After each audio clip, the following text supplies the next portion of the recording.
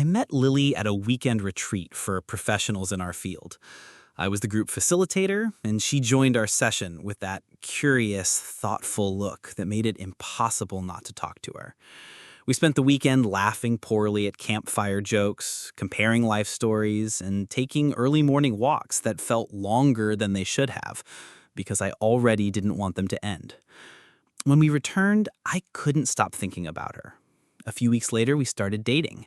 My job transferred me to a new city, and Lily joined me. She filled our new place with warmth, plants, books, shared playlists, the scent of fresh coffee. For 2 years, we built something that felt like home. We had Sunday cafe routines, study sessions on our shared desk, road trips to nowhere. She was the steady in my restless life. She backed my startup idea when no one else would.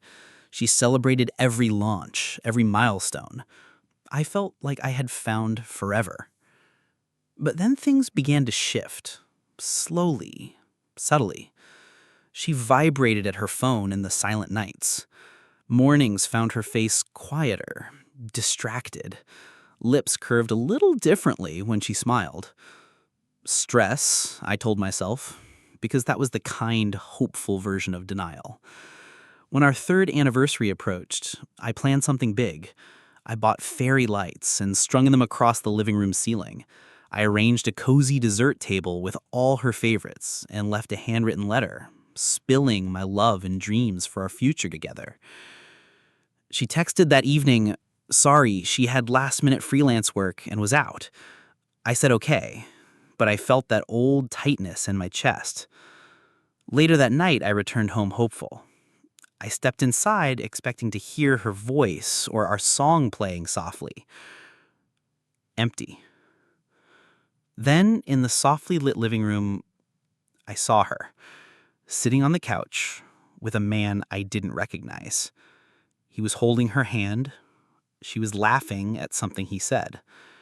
Fairy lights flickered above them, casting bits of hope-dimming illumination. They froze. I dropped the letter, and it fluttered to the floor. She looked up first, confusion flickering in her eyes. The man dropped his gaze. I didn't speak.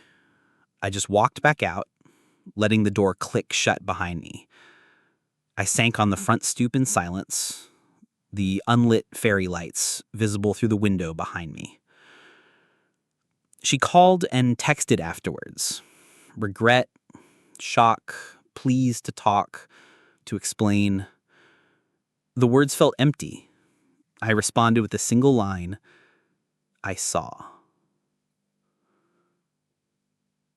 I moved out in the weeks that followed, carefully packing memories that still felt too sharp. Our dog wagged when I left. I swear even he knew. I poured myself into my work. I kept the descent into grief steady but silent. Crowds at co-working spaces, evening jogs along the river, guitar chords that filled me like words couldn't. 6 months later, I was presenting at a startup event across town. As I stepped off stage, I saw her in the hallway.